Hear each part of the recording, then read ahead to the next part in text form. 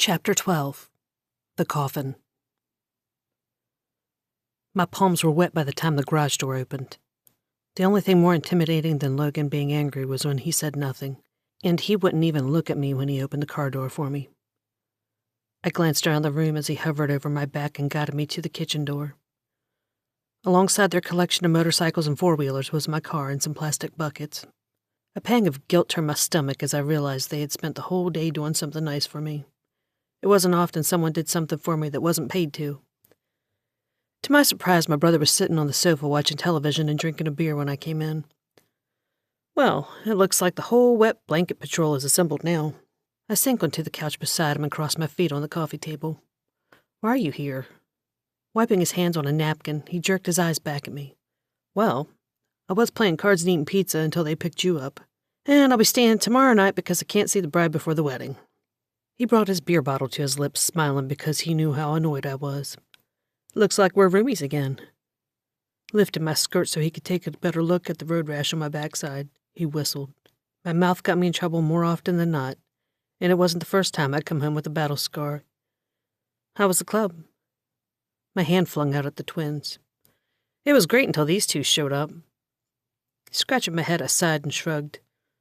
I was grinding up on some human and these two cavemen stormed in and kicked his ass. These wolves are rude as shit. Oh boy. Living in their world for a while now, he understood more about the rules than I did. Yeah, we should talk about that. My toes dug into the back of my shoe as I popped it off. Talk about what exactly? How your brothers-in-law are knuckle-dragging Neanderthals? Rubbing at the sore spot at the back of my head, I motioned to the man who caused it.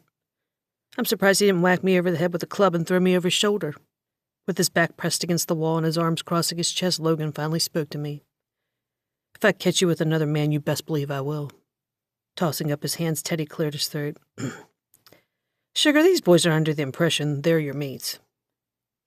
Realizing the whole thing was a trap, I punched him in the leg. You fucking turncoat. I shoved my finger into his chest, making him flinch. I'm not some fucking wedding gift for your new brothers. Smacking my legs, I pushed myself out of the couch. Well, you can forget that shit. I'm not the settling down type. Until the night he left Savannah, Teddy and I hadn't been separated for a day in our lives. So why he was trying to force this on me now wasn't really surprising. I knew that. I didn't think I was either. He gripped my chin and shook his head. But I wouldn't have agreed to this if I didn't think it was right for us. Right for me? Squinting at him, I slapped my chest. What about what I want? I like my life the way it is. I don't want to be... I kicked the bowl of fake fruit from the coffee table at the brothers. A goddamn housewife spitting out kids every fucking year. My brother was too invested in the fantasy to back out now, just as stubborn as I was. So I turned my attention to the twins and shook my head. You boys don't want this. Believe me when I tell you that. I pointed my finger to the big white house across the road. I'm not your mother or Stella, nor do I want to be. Whatever happily ever after fairy tale you're imagining won't happen. My lips curled as I shrugged at them. It's not who I am. Logan shook his head as his hands took Teddy's place around my cheeks. You've been beaten down so long you can't remember what being in a family that loves you feels like. But we're going to make you remember. When Jacob came around from behind, both of them holding me, I felt safe for the first time in my life, and it made me choke. I can't breathe. Like a million hands were pulling me into the earth, I was suffocating, and everything became a dark mass of warbled sound as I pushed free of them. Don't touch me! I pulled my bag off the couch, shoving my finger behind me as I rushed toward the staircase. Leave me alone. I slammed the door to the guest room, panting for air that couldn't fill my lungs fast enough as I pressed myself against it. Flowers were at my bedside, and I closed my eyes to them.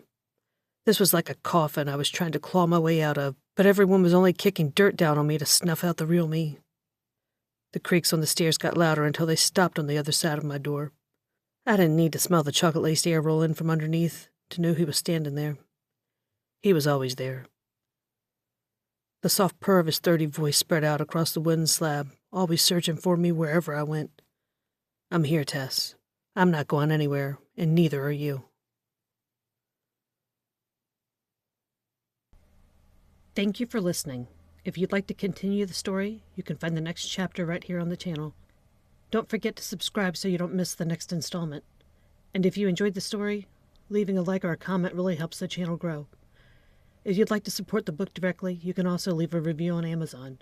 I truly appreciate it.